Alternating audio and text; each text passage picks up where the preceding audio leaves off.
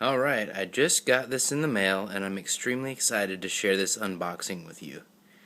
I have been wanting to fly this thing and own it for a very long time, and with the recent price drop it made sense now to do so, and I'm going to share my experience with you.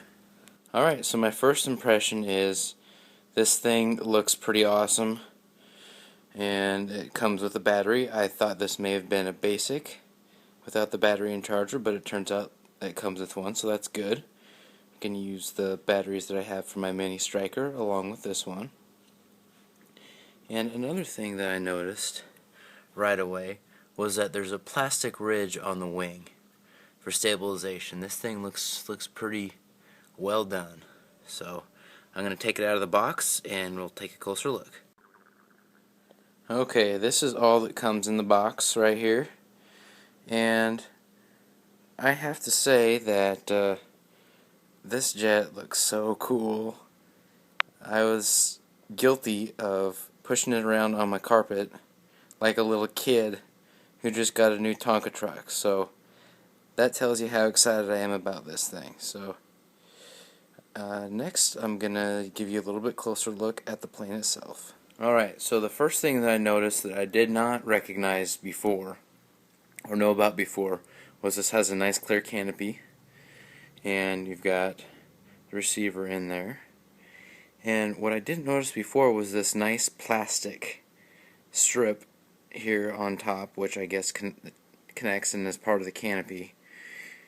Just makes it look a little bit more solid than the other micros that I've owned. And the other thing that looks pretty awesome is the fact that it's got these little plastic ridges here on the wing. That just looks phenomenal to me. So here is a straight on look at this thing. You got your little gun right there. You can look down. You can see part of the fan way back in there. We'll get a look at its backside here shortly. And of course you can see the tricycle landing gear. And here is a look at the Edf unit itself. It's a tiny little fan, and I can't wait to see how fast it can push this little thing. So the tail section stands out on this plane for a couple reasons. One is because of its height, just with the way this model looks. The other part is, I'm not sure if you can really see it very well here, but this, maybe you can see it right there. The rudder is off by quite a bit. So what my plan is to correct it by tightening that little clasp down there, that little U-hook thing, whatever they call it. They've got some proprietary term for it. Well, we'll just call it a little hook thingy for now, until we figure out what that is. And I'm just going to tighten that up, and that should fix that, because I'm sure as hell not going to try and fly it with the rudder looking like that. So that would be one of the cons of this plane that I've noticed so far,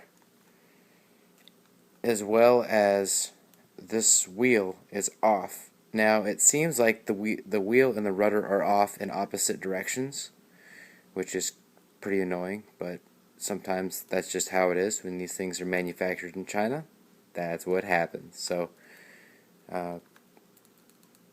that is essentially my take on this plane, except for one other thing. I'm not sure if you can see it or not in the video, but the wings appear to be a slightly different shade, than like a tiny bit pinker than the fuse, and especially that red piece that I was admiring earlier on in this review, or unboxing, or whatever we're going to call it this time. I still like the looks of the plane. I think it's pretty cool, but it's certainly not without its flaws. Oh, and by the way, I also noticed that it's $20 cheaper than what I paid for it online at a couple of the bigger hobby shops that sell planes online. So keep that in mind. If you like this plane or interested in this plane, after seeing this unboxing and the review that's coming up soon, go ahead and buy it while you can, because I think this thing is not going to be around much longer. Alright, well, that's going to conclude my unboxing and review. I hope you enjoyed it, and that Maiden flight will be coming up very, very soon, so watch for it.